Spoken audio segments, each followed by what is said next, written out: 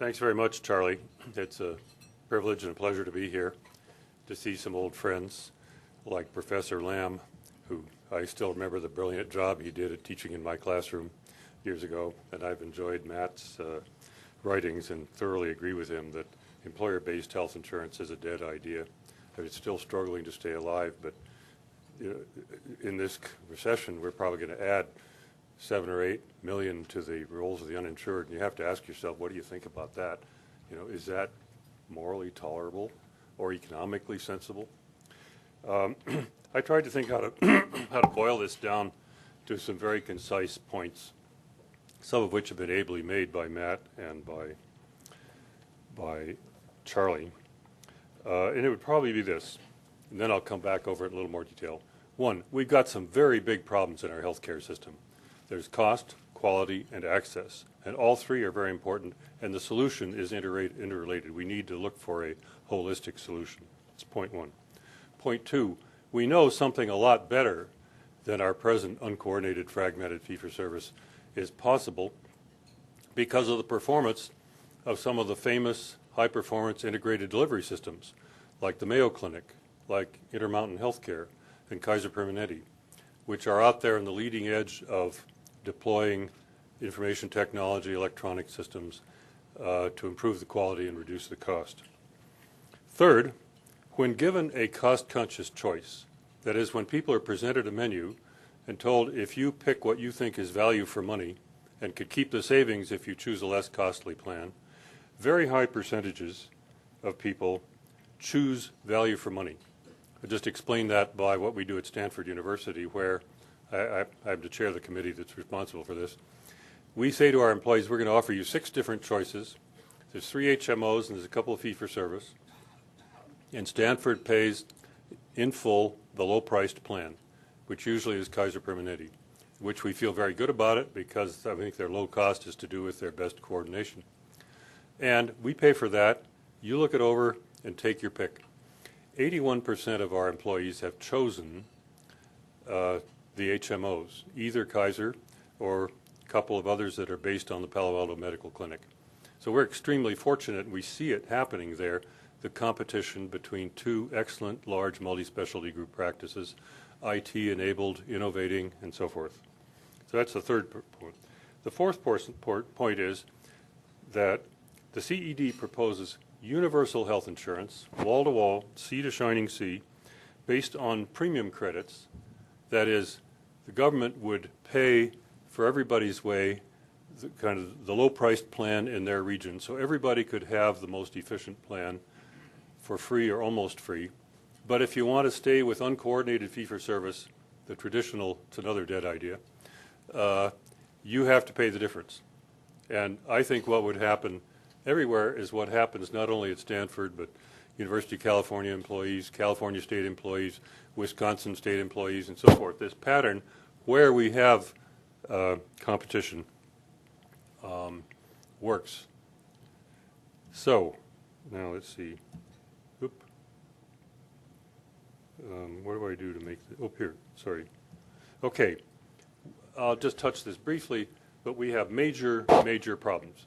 One is unsustainable expenditure growth.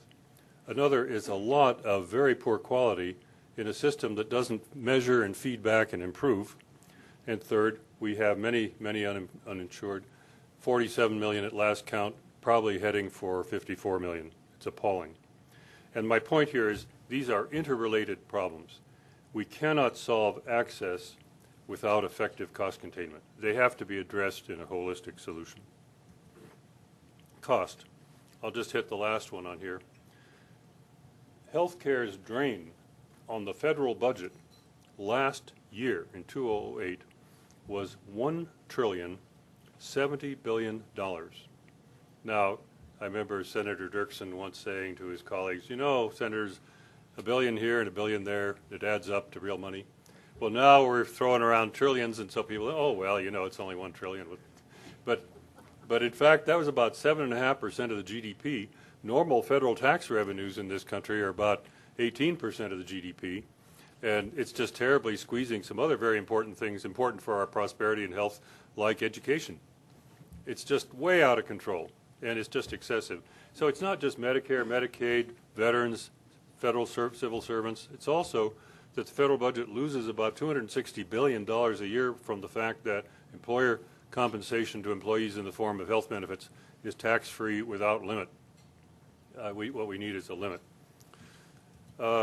We have major problems of quality. Again, let me just pick the third one here.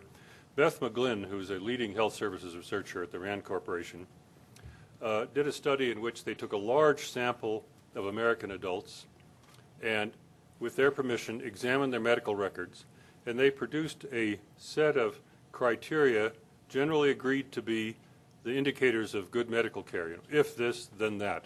If a palpable breast mass, then a mammogram. If a heart attack, then beta blockers, etc. And this satisfied the editors of the New England Journal who published it, and what they found was that against these rules of good medical practice, American adults were getting about 55%.